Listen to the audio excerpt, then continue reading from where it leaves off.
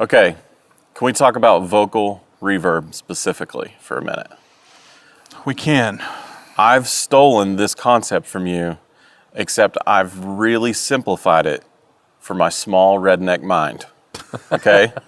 So now that we don't have any restraints on time, talk to me about the process of blending the reverbs, all the ones that you use, why you're using the ones you're using, Yeah. and why I should bow down. Why you should just do better. Yes. Just do better work. Yeah. My whole thing with effects, and it's really not elaborate. It always sounds elaborate and thick and how'd you do all that? It's really not. Here was my reasoning. Originally, when I started getting enticed by effects and how it could make things just sound, it made it sound easier to the ear. I've never appreciated just a dry vocal, specifically vocal. I just think something to make it sound a little more natural. Usually when you hear a vocal in a room, there's some kind of ambience around it and it just, whatever. Yep.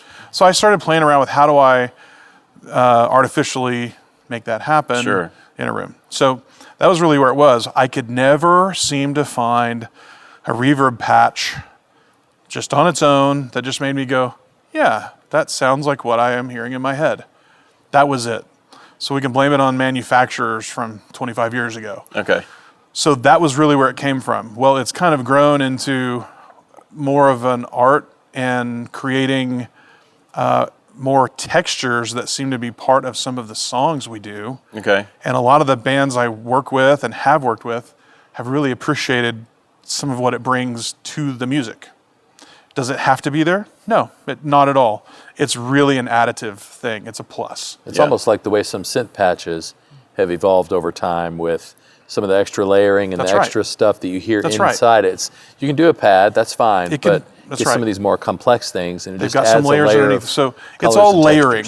So it's just, and why they're there. So I started finding out that some patches you would use sound really good on the initial hit of the effect. Like the early reflection? The early reflection. The front end is like, wow, it just kind of opens up. But as it trails, as I'm trying to get it to be longer, it starts getting thin and you start hearing the problems in the algorithm. Yeah, okay. So that's easy. Then I go, well, but I really want something that does that and has something in the middle, in the meat of the vocal, what's happening, that just sounds like a vocal and will enhance the meat of the consonant or the S sound that's being put out. Okay. So now you got two that are like, well, if I could find one that did both, then I'd use it. Well, I just haven't found that. And then you get to the effect part, which is the trail, the tail of the effect, where you usually add the length and you go, man, I want something to just and just go forever. Yeah. So trying to find something that has all those characteristics as one device has eluded me. Okay. It just has eluded me. I get that. Okay, so that makes sense.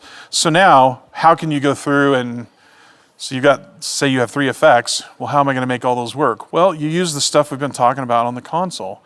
You can EQ each one. You can use the controls within the individual effects themselves to control the early reflection, to control the decay, the size, the reverb time, diffusion, the room size. So it's just going through each one of those and finding out how does it work with another one. Yeah. So if I hear a verb and go, I really like the tail of that, well, I can use the pre-delay and like back that reverb off. And the pre-delay basically just means the delay, the reverb part of that is going to start 25 milliseconds after the initial input. Yeah. So if I'm going to do that and I like the way that reverb reacts, I could use something else in that 25 milliseconds.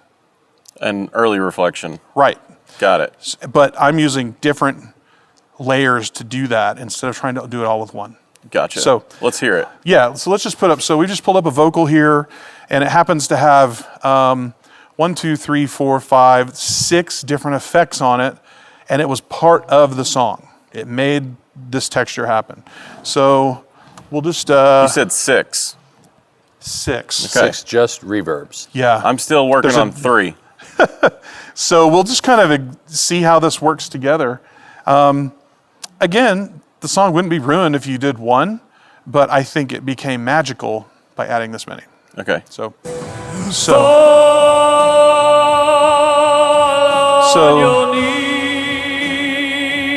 he's just singing. There's a lot of verb. I'm going to hit stop, and we'll hear the tail.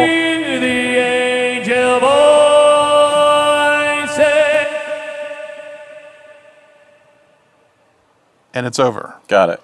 It's pretty long setup. Yeah. So So it's really thick. Most people, if they tried to use something that long, it would just muddy everything up. Right. Because it would all be happening all Right. at the same time. So, and we'll go through this. What I'm using for some of these that are to get the length, the patch I'm using doesn't have much on the front end, so it doesn't cloudy the initial vocal that he's singing. Gotcha. Right?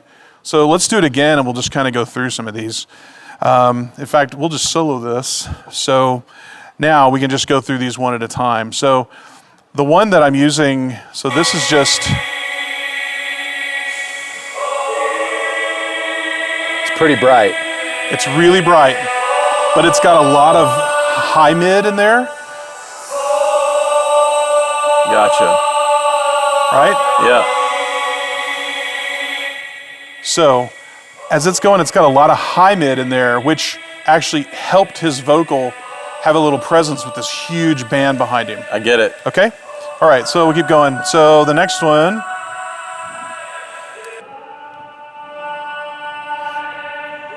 I'll turn it up. That's like the body of the sound. It's dark. It's dark, but it's like that low mid thing. So you Right. got the high mid from one, low mid from the other. That's like a locker room. Yes. But it's And not as long and it's not as big. No. It's just in there. It's just adding some presence to the low end of his voice, which you didn't get from the other one. Got it. And the other one actually doesn't do that. It doesn't sound right, okay? So we keep going down. So this next one is where I get the actual trail or tail of the sound.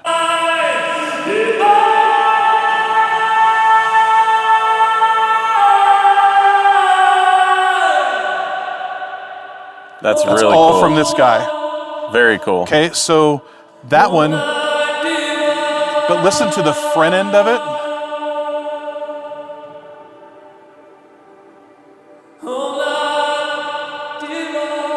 I see. That one's not getting in the way of, it's not getting in the way of the initial part of his vocal, Yeah. right? Okay, so now I've got another one that I just use, I call it ambience on here, okay? Here's what it sounds like. Now this is what I'm using to accentuate the very front end of his consonants. Yeah. Right? And there's You not- you hear the very front of the word on this Very one. front, Yep. and that's it. So none of the other ones that we've listened to have done that, right? So then the last one I've got on here is kind of a bigger one.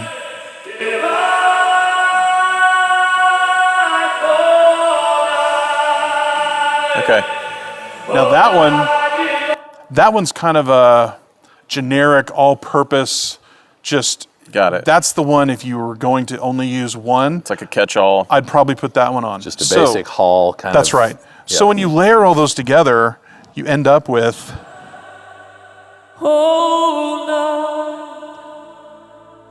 All night divine. You would never know that there's 6 in there. That's right. It just makes sense.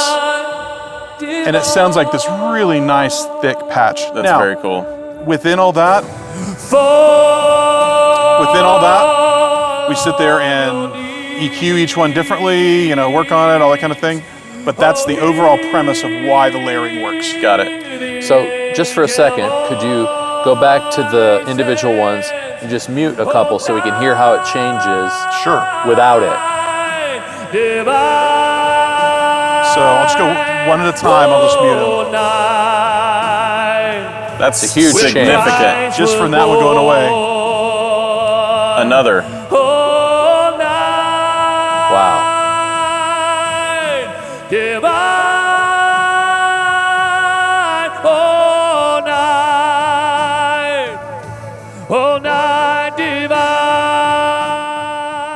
Okay, I'm unreal. a little blown away. When you turned the first one off, I thought, oh, that's all of it. It's all in that one. But because surely, there was so much of that upper mid that disappeared. Yeah. But it kept happening. In equal amounts. Yeah. Right. So that's kind of the magic of it. And if you just sit there and have a little time, this doesn't take like 12 hours. If you're spending that long, quit. Don't worry about it. Just do something else. Like with my life? So you should probably just quit. Okay. But you don't have to use 6. You don't have to use 6. You could use 2 or 3 yeah. and that's where I started with was how could I take these two reverbs and make them nice. So I used a short and a long. Yeah. And I noticed that all the long reverbs I was using like just sounded better with a really short one on the front end. And I just hooked them together and I used a little corrective EQ and it was like, well, that just sounds a lot better than one by itself. And you could add pre-delay to the long one. That's right. So you get the body of the short one. And you just mess around. Yeah, and again, that's cool.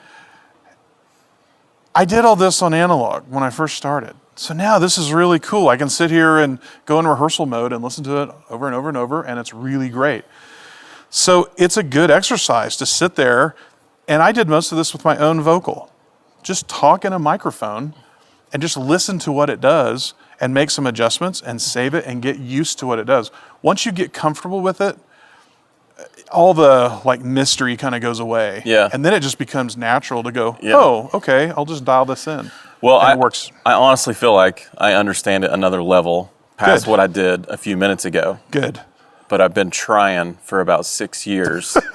And like every time we have a detailed conversation like this, I feel like I unlock a little more. So that's great. That's good. I hope you go change your mix for this weekend. I absolutely will. Okay.